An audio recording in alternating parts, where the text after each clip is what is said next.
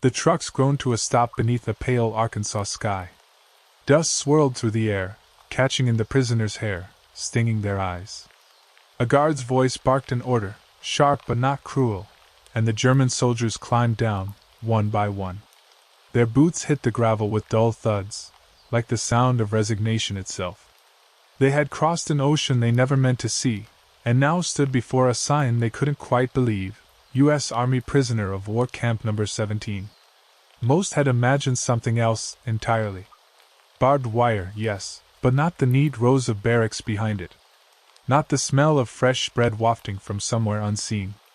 They had expected snarling guards, snarling dogs, maybe a pit or a chain. Instead, the Americans who met them at the gate wore pressed uniforms and neutral faces. One sergeant, a tall man with sun-reddened skin, spoke slowly, clearly. "Form a line. You'll be issued soap, a blanket, and clothes. Then dinner. Dinner." The word hit differently. In the weeks since capture, since the beaches of North Africa and the cramped holds of the Liberty ships, they had eaten little but dry rations and the occasional crust of bread. Dinner meant home. It meant mothers and wives and the clatter of plates. To hear it from an enemy's mouth was disorienting. Inside the compound, the Germans shuffled past rows of bunks. Wooden floors. Mattresses. Sheets. Each man was given a towel, a bar of soap that smelled faintly of pine, and a folded uniform marked PW in black letters. One younger soldier, barely 20, whispered to another, "Are we supposed to sleep here? Like officers?" His comrade shrugged, glancing around for hidden punishment. But none came. That night, as the sun bled into the hills, the men were served trays piled with meat, potatoes, vegetables, more food than they had seen in months. Someone muttered, "Is this for us?" Another answered in disbelief, "You expect us to sleep here and eat this? What game is this?" No one answered. The guards simply nodded toward the tables. "Eat," one said. "You're in America now." And as the first bite passed their lips, the war, if only for a moment, seemed to hesitate. The next morning, the German POWs woke to the sound of a bell, soft, almost domestic. The air smelled faintly of coffee, something that belonged to another world, one with cafes and peacetime chatter. For a few seconds the men lay still, unsure if they were dreaming or being tested. When the guards called for breakfast, they followed the line of prisoners into what looked like a school cafeteria. Long wooden tables. Metal trays stacked in neat piles. Behind the counter, American cooks ladled scrambled eggs, toast, and slices of ham with mechanical efficiency. The sight froze the Germans in place. One of them, Corporal Newman, whispered to his friend, "Are we supposed to share this? For the whole week?" His voice carried a note of genuine confusion, and one of the guards actually laughed, a short, surprised laugh that didn't sound cruel. "No," the guard said, gesturing toward the plates. "That's just breakfast." The line moved on, but slowly. Each man hesitated, unsure whether to take more or less, unsure if some trick waited behind the kindness. Newman picked up a tray and stared at the food as though it were a mirage. Butter melted into his toast, real butter. A pitcher of milk stood at the end of the counter, along with sugar for the coffee. He had not seen sugar in nearly 2 years. When they sat, the room was eerily quiet. Forks moved slowly, cautiously, as if any sudden noise might end the spell. For most of them, hunger had become a part of their identity, a dull ache that hummed beneath every thought. To eat this freely felt almost indecent. Sergeant Becker, the oldest among them, finally spoke. "They're feeding us like guests." "Why?" No one had an answer. But they noticed something else. The Americans ate the same food. The guards, the cooks, the officers. They all sat together in the same hall, talking, laughing, sipping coffee from chipped mugs. Newman's hand trembled as he lifted his fork. He couldn't help but think of his mother, who had written last that bread was rationed, that even children in Hamburg were growing thin. He looked down at his plate, and felt something twist inside him. He wasn't sure if it was hunger, or guilt. The morning sun slanted through the mess hall windows, catching the faint shimmer of steam above the soldiers' trays. The smell of bacon and coffee still lingered when Newman looked up and noticed one of the American guards watching them. Not with suspicion, but with something he couldn't quite name. Curiosity, maybe? Private Miller, the guard in question, had barely turned 20.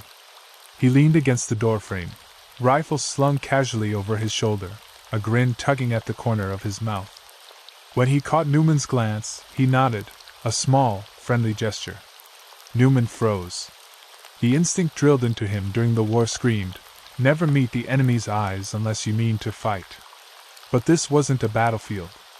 Miller said something in English, too quick to catch. Then, realizing they didn't understand, he mimed eating, tapped his stomach, and gave a thumbs up. The message was clear: good food, huh? A few of the Germans gave awkward smiles. Becker muttered, "They're mocking us." But the tone wasn't certain. Later, as they filed outside to the yard, they saw the guards tossing a ball, a casual game of catch between shifts. Laughter drifted across the camp. The same men who had pointed rifles at them the day before now looked like boys in a park, playing as if the war didn't exist. One of the younger prisoners, Otto, couldn't help whispering, "They don't hate us." His voice carried disbelief, even fear. Becker frowned. "That's worse," he said quietly. "If they don't hate us, what were we fighting for?" The question hung in the air, unspoken but heavy. Over the next few days, the pattern repeated. Meals arrived on time. Guards joked. No one shouted, no one struck them. When Newman offered to clean his plate to show gratitude, Miller shook his head and said, "Don't bother. You'll have the same tomorrow." Tomorrow. That word hit hard. For men who had been trained to expect pain and deprivation, the idea that there would always be a next meal felt more like a fantasy than mercy. At night, in their barracks, they whispered among themselves.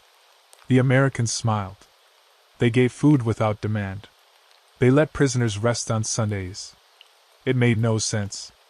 And yet, as one of them muttered before sleep, "If this is defeat, it tastes better than victory." On the 7th morning, the bell didn't ring. At first, the Germans thought something was wrong. They sat up in their bunks, waiting for the usual bark of orders, the clatter of boots, the march toward the kitchens or the workshops. But nothing came. Only quiet.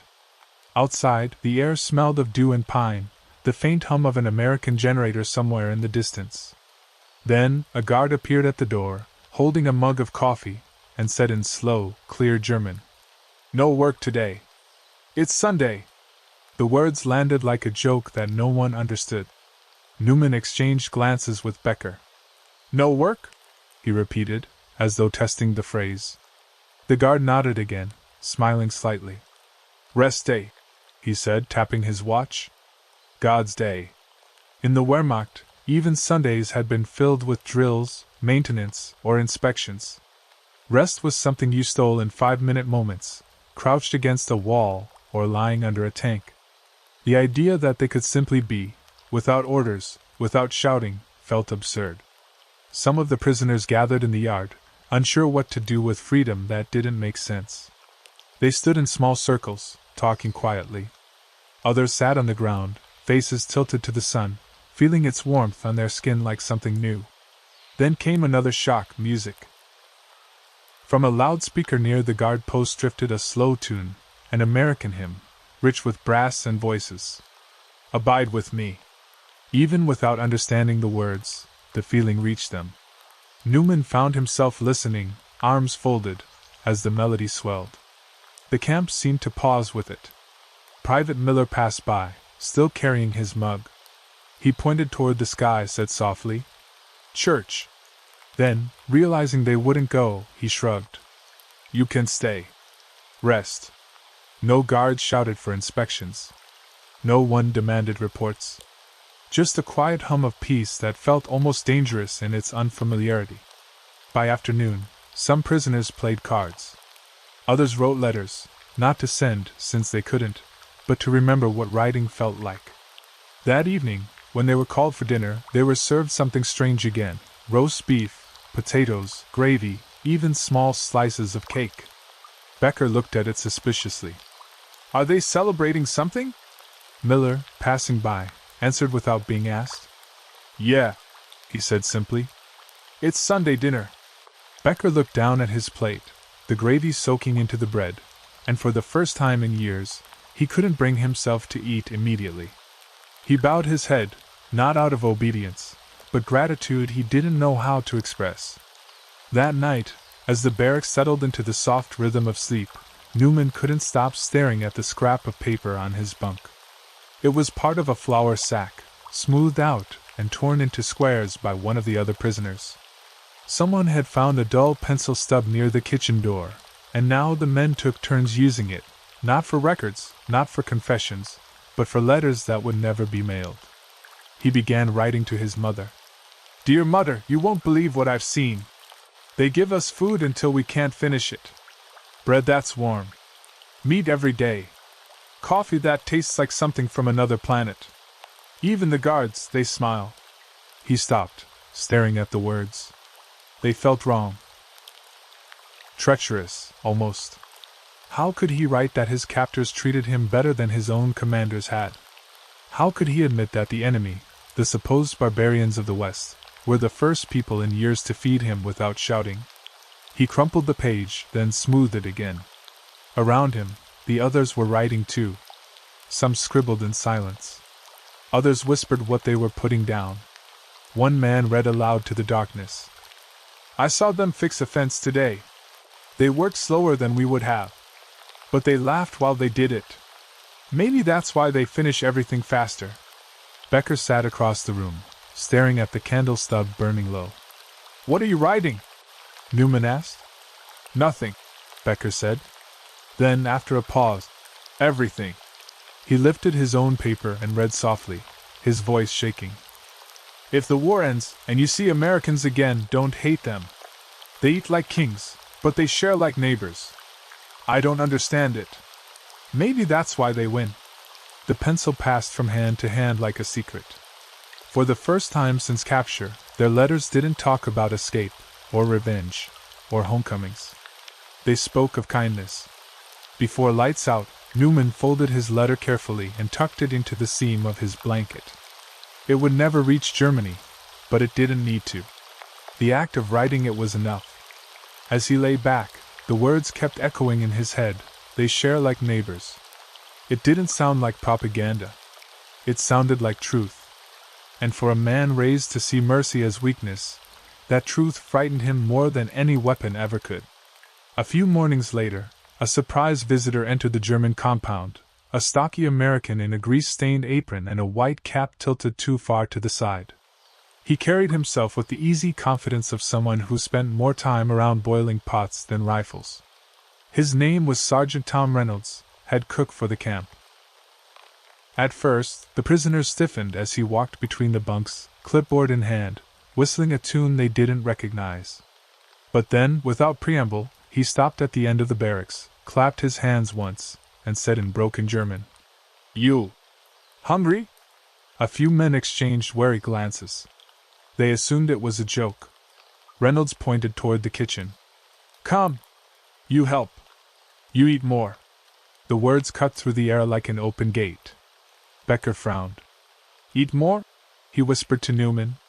He must be testing us. But curiosity, and hunger, won.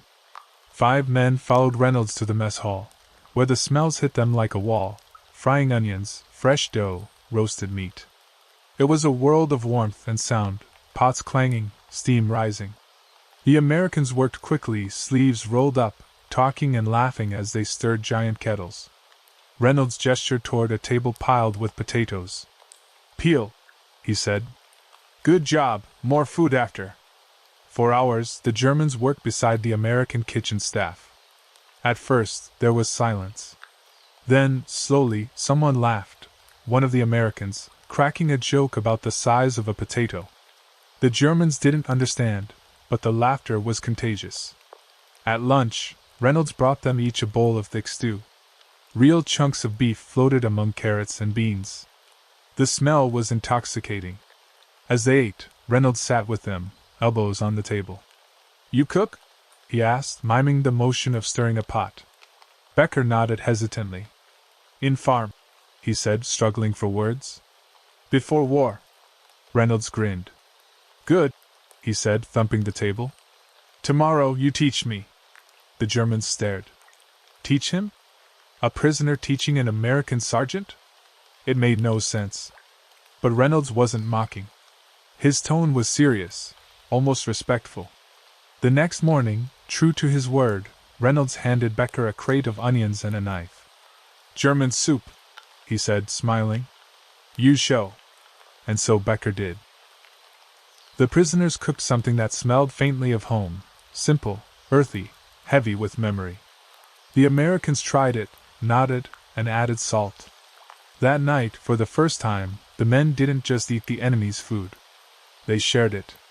When Newman tasted that soup, he felt something shift inside him, a quiet recognition that war wasn't always fought with weapons. Sometimes it was undone by a spoon. The next week brought a cold wind through the camp. Snow began to fall, gathering on the barbed wire like lace.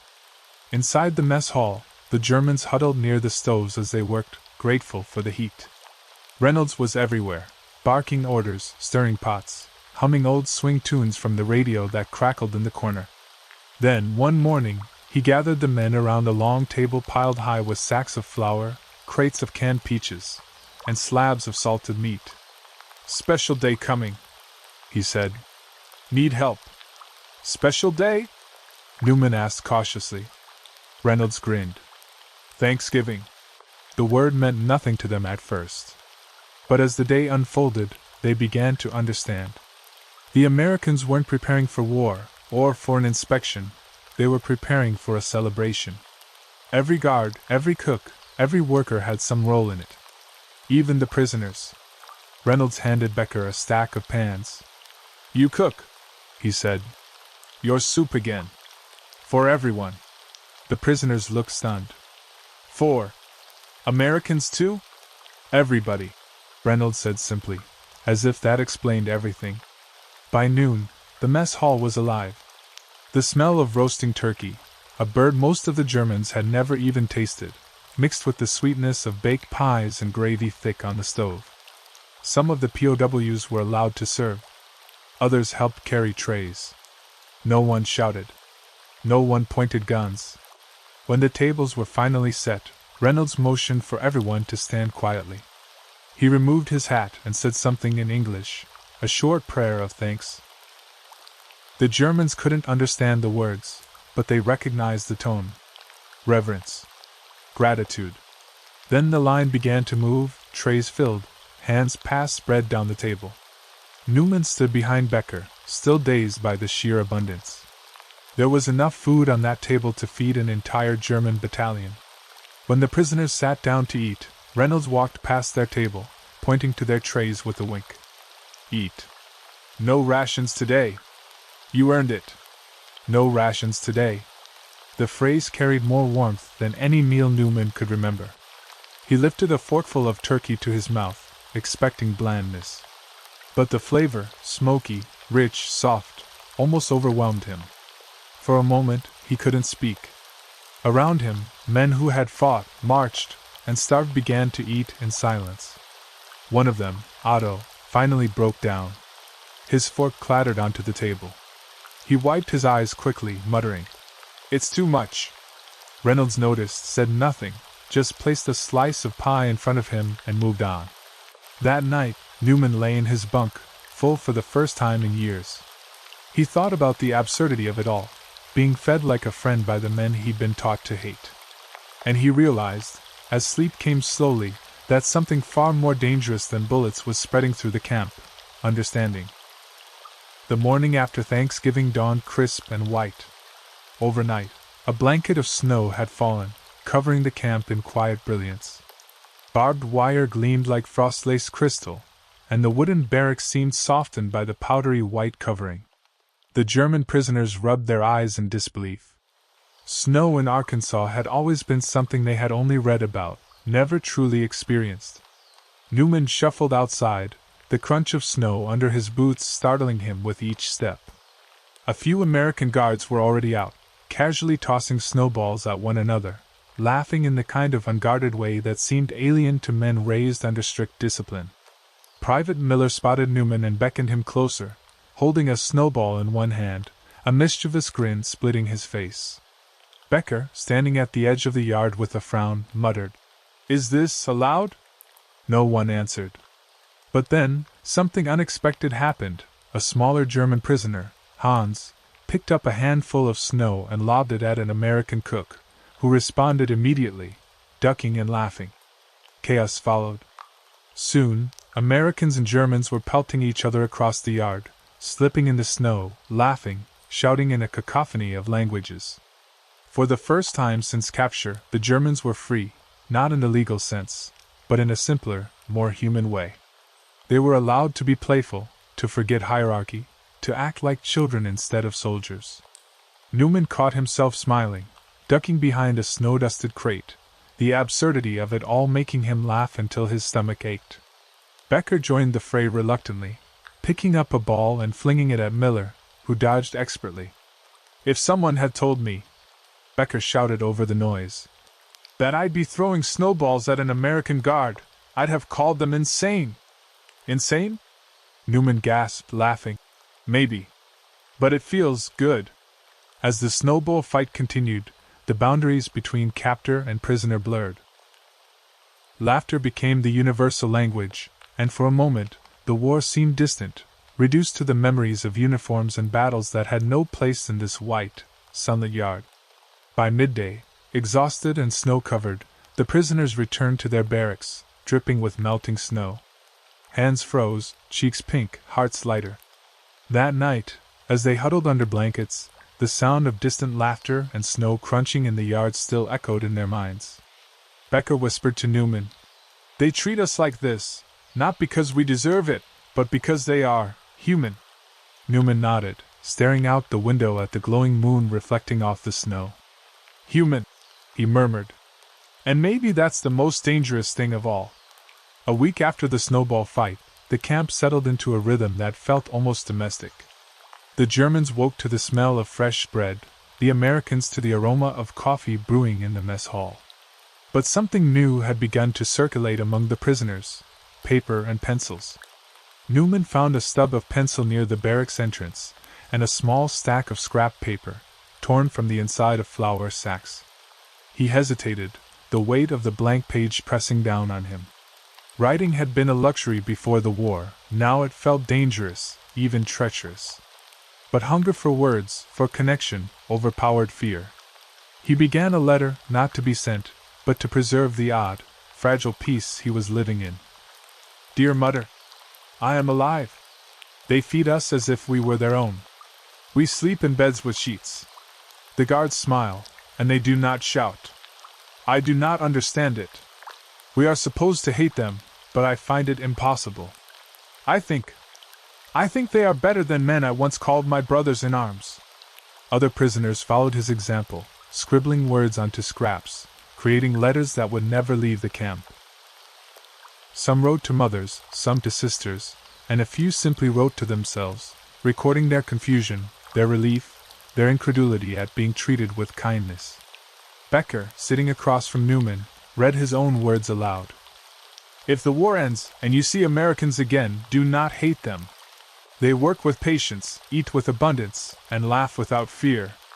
I do not understand why this is possible, but perhaps this is the way people win hearts, not battles." The act of writing became a quiet rebellion. It required no weapons, no courage in the battlefield sense, yet it was dangerous for the heart. To admit humanity in the enemy, to see mercy as strength, these were things they had been trained to deny. Newman folded his letter and placed it carefully in the seam of his blanket. It would never travel to Germany. No one would read it.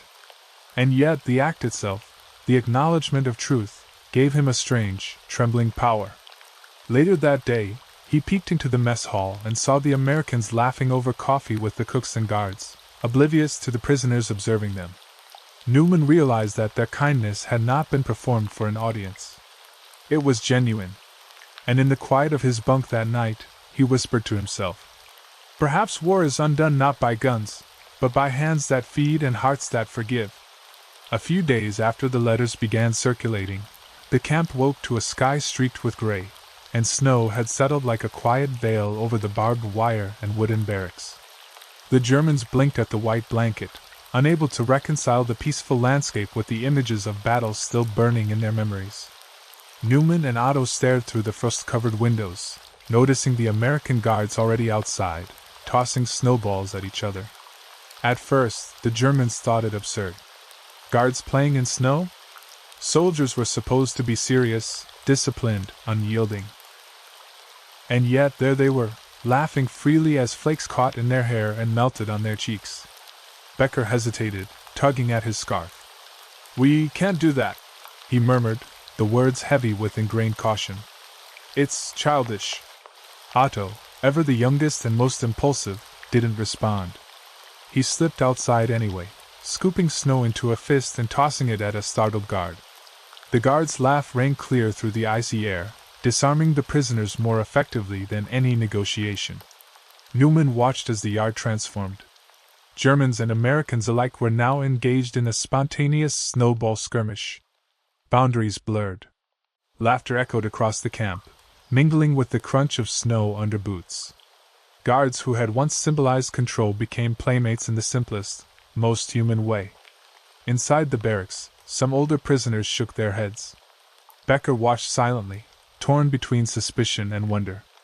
Years of conditioning screamed at him to see danger everywhere, yet he could feel, for the first time, a fragile thread of something unfamiliar: joy. By mid-morning, the snow had formed mounds perfect for improvised forts. Newman joined in, ducking behind a mound as Otto lobbed a carefully packed snowball over his head toward a young guard. The guard caught it with a grin and threw it back. Time seemed to bend. There was no war here, no hierarchy, no fear. Just snow, laughter, and shared exhilaration.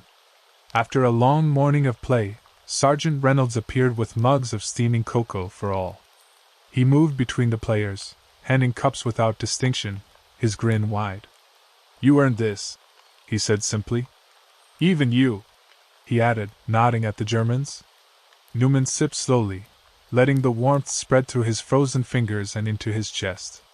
He realized that this, more than any formal meal or polite gesture, was teaching him a lesson no battlefield could, that enemies could be human, even kind.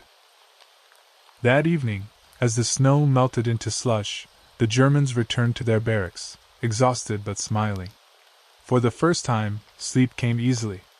Outside, the camp settled again, quiet except for the occasional drip of melting snow and the soft hum of the generator. Newman stared at the ceiling, thinking about the absurdity of it all. In a place designed to contain them, the Americans had found ways to liberate their hearts. He whispered to himself, "Perhaps the real victory is this laughter shared." The week after the snow day, a small ritual emerged among the prisoners. Each morning, a group of Germans gathered at the barracks table with scraps of paper and blunt pencils. Newman, Becker, and Otto wrote letters they knew would never be sent, but the act itself brought a curious relief. Some letters were addressed to mothers and wives back in Germany, some to friends who had gone missing in the chaos of war.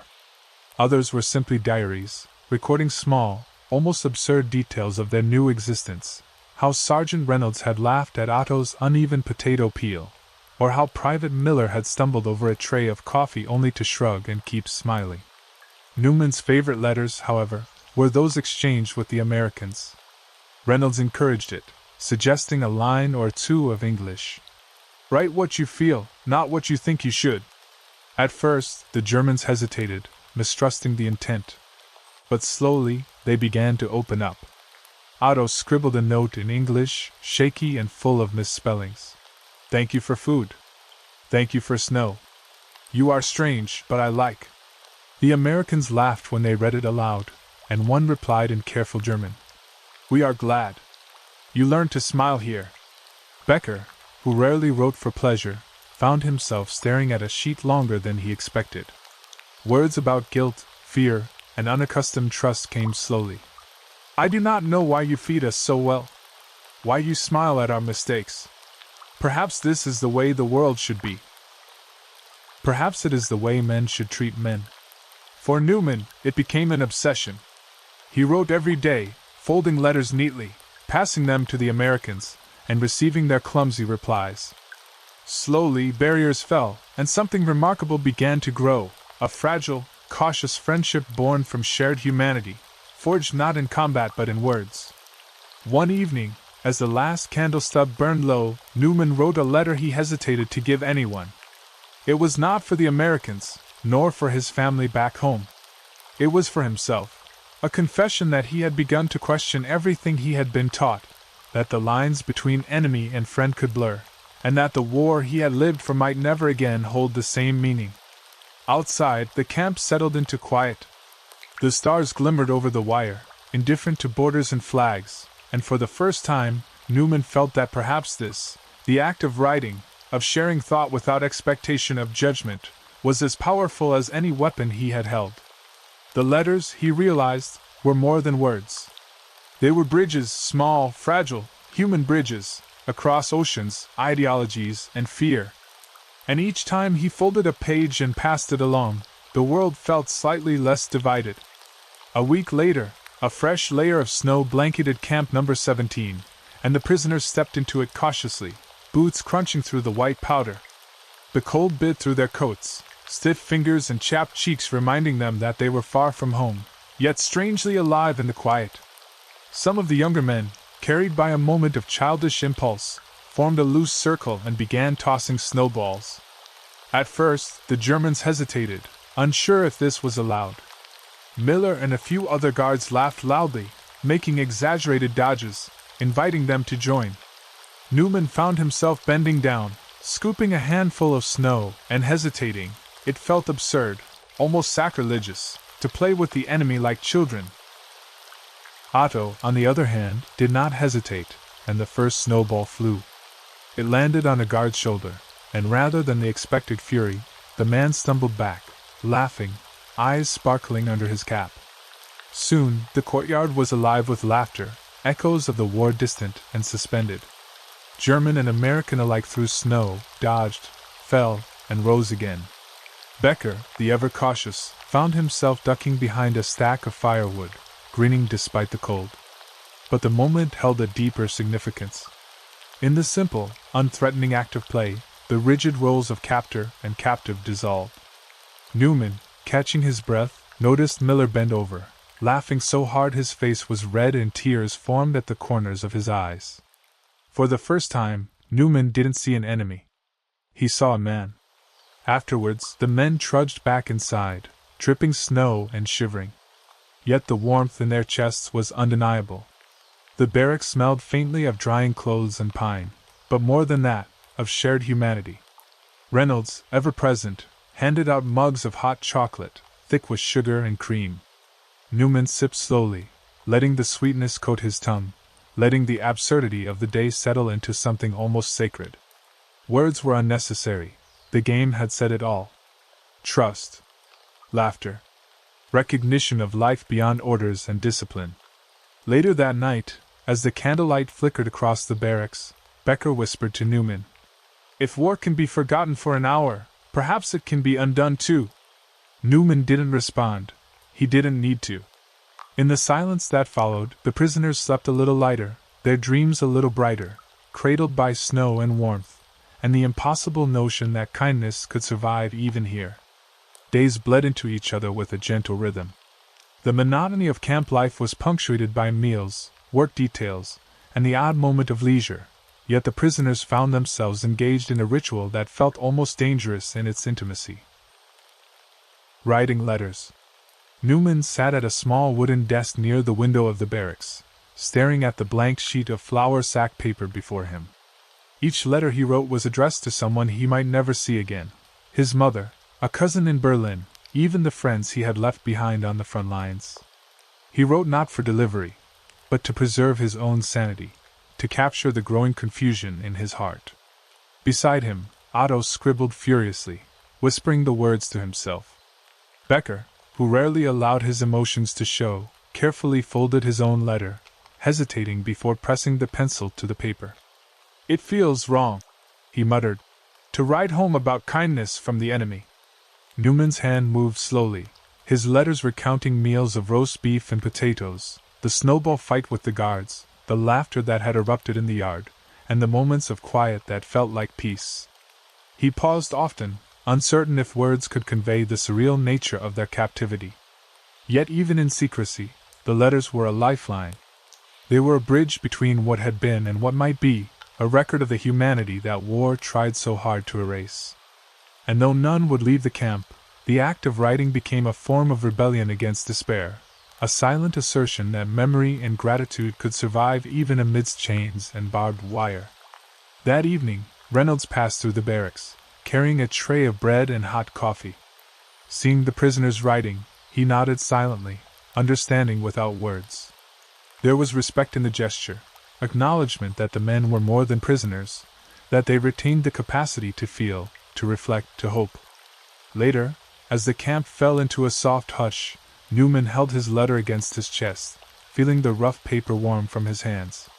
Somewhere deep inside, he realized that the letters were not for Germany, not even for the war itself.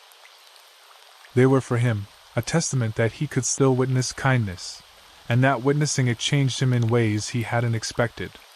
By the time the candles burned low, the barracks were quiet except for the faint scratching of pencils, the murmur of men lost in thought, and the soft hum of a camp at peace, if only for the night. Winter deepened over the camp. Snow fell in steady flakes, coating the barbed wire and wooden barracks in a soft, deceptive quiet. The Germans had never seen snow like this, not in their home villages, and certainly not under the watchful eyes of their captors. Yet something about the white blanket changed everything. The lines between prisoner and guard, enemy and friend, seemed to blur in the cold.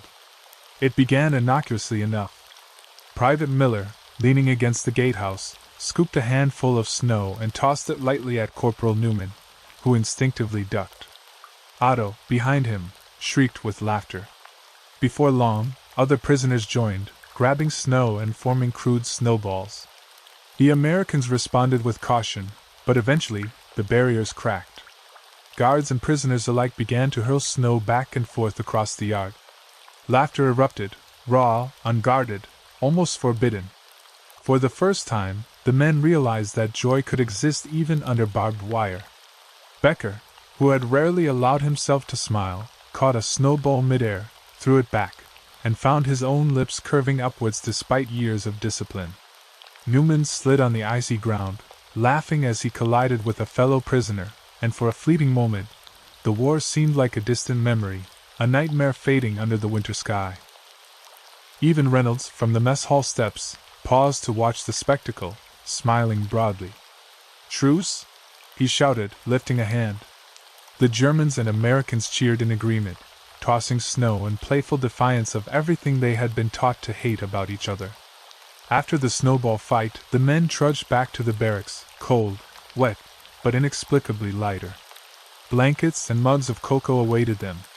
The warmth of the cabin, the camaraderie, and the shared laughter thawed more than just frozen fingers.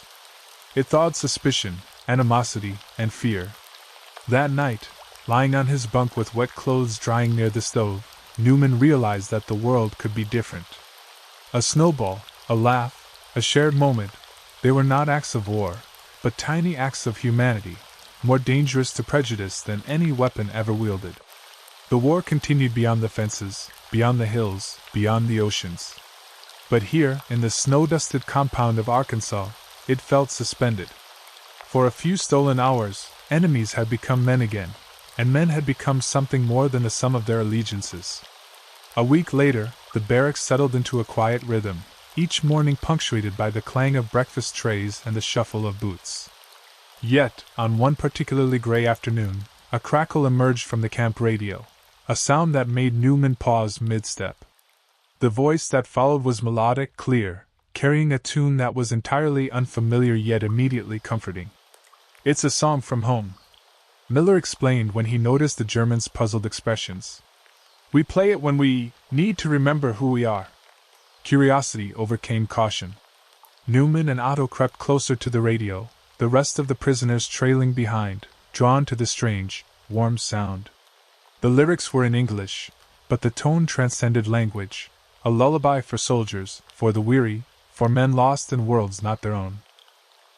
Soon, the Americans began to hum along, swaying slightly, and some of the Germans tentatively joined, mimicking sounds, syllables, clumsy but earnest. The act was simple, yet revolutionary. Music bridging years of hatred and months of hardship. Becker, sitting cross-legged on the floor, closed his eyes. For the first time, he could hear not an enemy, but humans, men who laughed, hoped, and mourned just as he did. Newman noticed tears prick at the corners of his eyes, an unexpected warmth spreading in his chest. Music, he realized, carried a truce stronger than any treaty. Reynolds peeked in from the mess hall door, smiling as he observed the Germans attempting to match the rhythm. "You like?" he asked. Becker nodded, unable to form words, but his actions spoke volumes. That evening, the prisoners sat closer than usual around the small radio, sharing their own stories in broken English and German. Names, hometowns, lost families, all exchanged through laughter, gestures, and the occasional word that carried across the language divide. The melody lingered, echoing softly through the barracks long after the broadcast ended. For Newman, it wasn't just a song, it was a revelation. Bonds had been forged not through weapons or orders, but through shared sound, shared space, and the simple acknowledgement of life beyond the war. By bedtime, as the men lay beneath thick blankets, the music replayed in their minds. The war still raged in Europe, but within the fences of Camp No. 17, a quieter, more profound battle was being won, the reclamation of humanity. The following morning dawned crisp and clear, the snow that had dusted the wire fences glittering like powdered sugar in the sunlight. The men awoke to the familiar clang of the breakfast bell, yet the routine now carried a quiet sense of expectation. Something in the air suggested the week's lessons in mercy, in abundance, in understanding, were not yet finished. Newman lingered after the men had filed out of the barracks, pulling a scrap of brown paper from beneath his mattress. It was the letter he had begun weeks earlier, in the silence between hunger and fear, the one he had never intended to mail. Folding it carefully, he traced the pencil marks with a fingertip. "Dear Mother," he began again. "You will not believe what I have seen here. They feed us as if we were sons, not prisoners. They laugh, they sing, they work beside us. And yet," he hesitated, unsure if the words could capture the strangeness of mercy. "And yet I find myself grateful. Not ashamed, not afraid. Just grateful." He paused, recalling the countless meals, the shared laughter, the warmth of human care that had seemed impossible. His thoughts drifted to Becker teaching Reynolds how to make soup, to Otto stumbling over the pronunciation of English words, to the music from the radio that had brought laughter and tears alike. "If the war ever ends," he continued, "and if you meet an American, do not fear him. He may look like the enemy, but he has the capacity to be more human than we ever imagined. I have learned that even in war, kindness can exist. It can survive bullets, betrayals, and hatred." Newman folded the letter once more and slipped it back beneath the mattress. It would never leave Camp No. 17, would never traverse the Atlantic to reach the hands that would understand it. Yet the act itself had become a ritual, a quiet proof that thoughts and truths could survive the brutality of circumstance. He stood and gazed out through the frost-lined windows.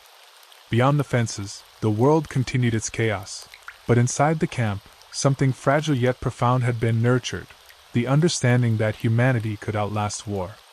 That evening, as the prisoners gathered for dinner, Newman noticed a subtle change in the atmosphere. Conversation was freer, laughter more genuine. Men shared food without hesitation, swapped stories without caution, and even the guards moved with a lighter step. The barriers erected by propaganda and fear had begun to crumble, replaced by a tentative, resilient trust. Later, when the lights were dimmed and the barracks fell silent, Newman lay beneath his blanket, staring at the ceiling. He could still taste the sweetness of roast beef, the warmth of fresh bread, the unfamiliar richness of pies.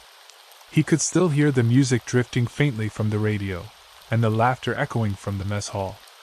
And as he drifted into sleep, he realized the truth that had emerged slowly, almost imperceptibly, over the past weeks. War could take many things, but it could not take the human heart's capacity to recognize goodness, to respond to care, and to imagine peace. In Camp Number 17, amidst fences, barracks, and watchful eyes, the German prisoners had learned a new kind of discipline, not of obedience to orders, but of openness to the unexpected grace of life. And though the world beyond the camp gates still raged, within those gates, the war had been quietly, irrevocably softened.